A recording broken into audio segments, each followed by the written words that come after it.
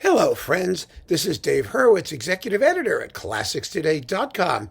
As part of my perusal through the depths of the record catalog, every so often I come across something that's still amazingly in print and available. And I want to talk to you about it because I didn't do it when it came out because this didn't exist when some of these things came out. But it's marvelous and it's wonderful to know that it's still around. It's this 10-disc Warner box is Debussy, his first interpreters, what they call his first performers, ses premières interprètes. Yeah, some really, really hot historical stuff, doing most of Debussy's major works, off and on again.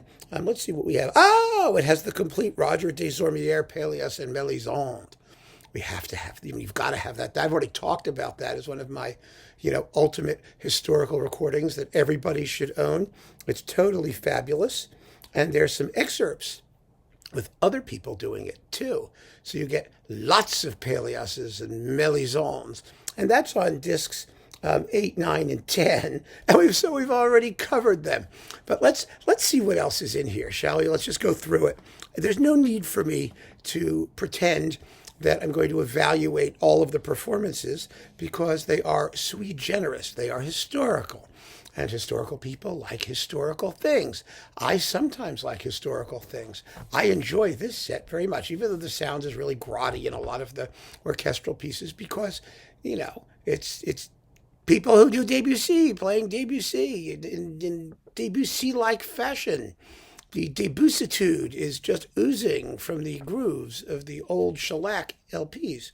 And if you like Debussitude, you're going to love these things. So, what do we get? CD1 is piano.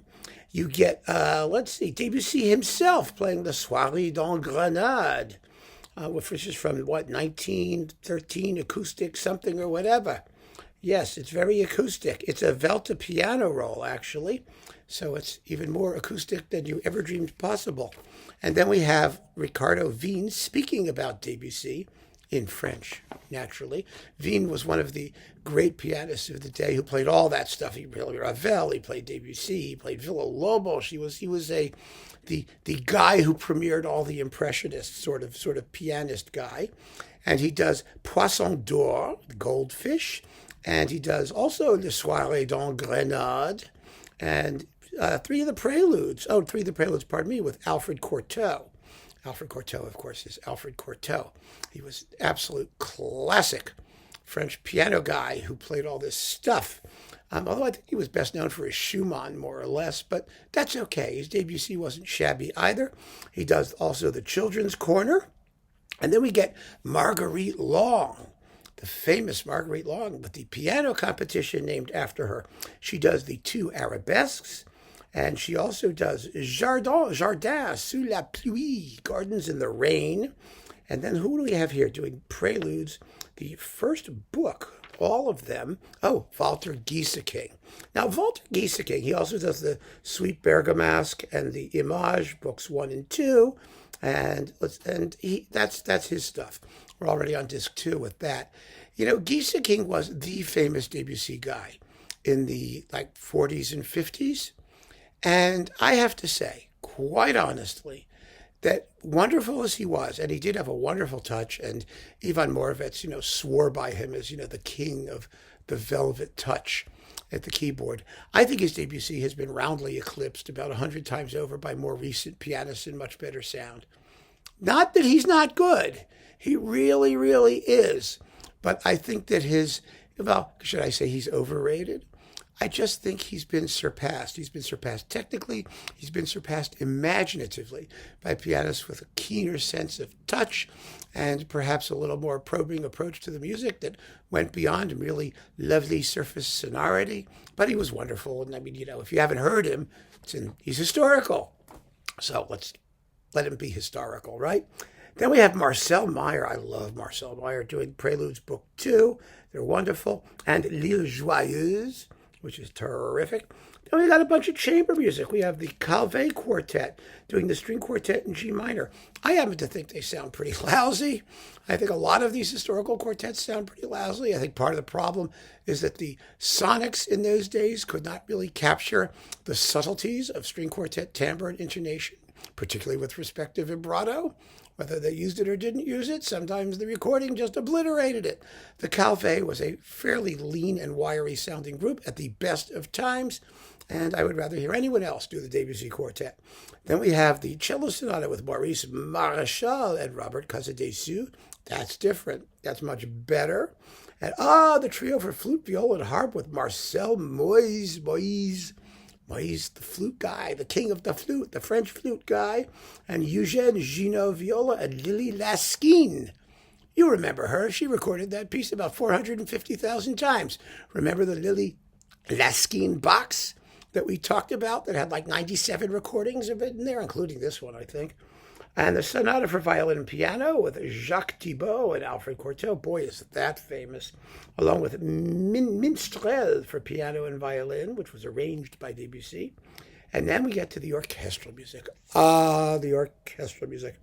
This is so much fun. First, we get the prelude to the Afternoon of a Faun with the L'Amour Orchestra from, if I could see this, 1922, with Camille Chevillard conducting, and it only takes 7 minutes. Usually it's like 10, 11 minutes, 7 minutes. It was a really short afternoon. It sort of is like, yeah, da da da da da da da da da da. Do do do do do do do do do do do.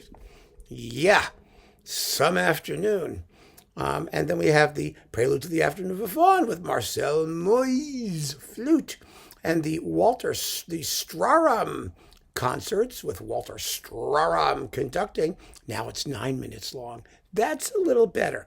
And that was recorded in 1930, Yes, 1930, by which time you've gotten sort of to electrical recordings and the sound is a little better.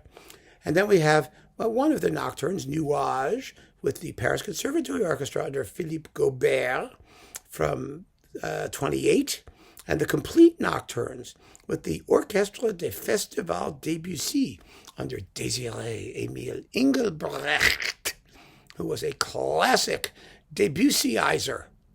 He knew Debussy. Of course, he recorded all this stuff much later as well, but it's kind of fun to hear these dim early recordings. Now we're up to, 34? And then La Mer, lots of La Mers. Oh, the Paris Conservatory Orchestra with Charles Munch, which is in the Munch box, but what the hell? You might as well have hundreds of recordings of it. And that's from 42, I guess that is. And Ansermet doing his 6 Epigraphes Antiques, which he himself orchestrated. And this is with the Suisse Romande guys, which you could also get in one of the Ansermet boxes. I mean, it spreads out everywhere, right? Or one of those things. So that's nice to have. That was from like 54, it seems, or 53. And then we get the Afternoon of a Faun with the Concert Cologne Orchestra conducted by Gabriel Pierné, whose music we just talked about in Miniature Masterpieces. He was a wonderful composer and a wonderful conductor, and his performance is 8 minutes and 32 seconds. So there you get, it's fun to compare all these, actually. It really is. Even the ones that you can't really hear for the static and whatnot. And that was 1930. And then we have the 2 dances for harp and strings with Piero Coppola and the Nameless Orchestra and Lilly Laskine. Of course, you would think she was the only harpist in France, right? There was Lilly Laskine, and she just cloned herself for every other performance that ever needed to be done. And then we've got some orchestrations by Piero Coppola. You get the Soirée d'Engrenade and Cloche à travers les feuilles, from the images and from the estampe, from the, whatever those are, prints. And then we have the Children's Corner with Piero Coppola. It was orchestrated by Caplet with the Paris Conservatoire, yay, from 1934. And another La Mer. It's the BBC one with Toscanini, which is a fabulous performance of La Mer. Again, sonically, actually, you can kind of hear what's going on. It's not too bad. It's not as good as his later NBC one, of course, sonically, but it's one hell of a performance. It's marvelous. And that was from, 35? I think that's what that says, in Queen's Hall, London. And then we have Henri Bousset, who orchestrated the Petite Suite and conducts it, yay, here with the French National Radio Orchestra here. So that must have been 1952. Yeah, it looks like that's what that is. And then we have more orchestral music, the Nocturnes with the Boston Symphony and Pierre Monteux. I mean, what could be bad there? The Complete Nocturnes from 1955, and the Complete Image with the London Symphony and Pierre Monteux from Philips. We all know those. I mean, remember, Monteux was one of Debussy's first interpreters.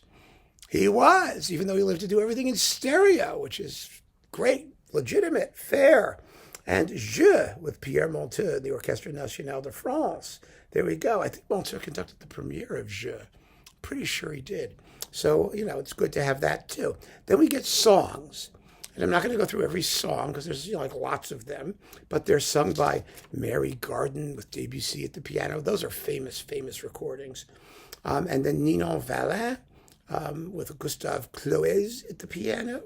And Ninon Valin with an orchestra too, from 1930, I guess. She's doing a bit of L'Enfant Prodigue, and you've got Ariette Oubliée and the 5 poems by Charles Baudelaire with Claire Croizat, and oh my goodness, just a zillion other people. You've got Hugues Quinault, the tenor, doing the Ariette Oubliée, and you've got Camille Moran, baritone, with the Lamoureux Orchestra de Jean Fournet, doing the Trois Ballades de François Villon in Debussy's orchestrations.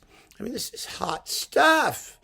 I'm not kidding. It's wonderful, absolutely wonderful. Maggie Teyte with Alfred Cortot at the piano. Those are famous too. And Jane Bathory, mezzo-soprano and piano, doing the Fête Galante, second book. And all kinds. Oh, and Charles Panzera, baritone. He's a wonderful baritone. With Pierre Coppola conducting in 2 of the 3 ballads of François Villon.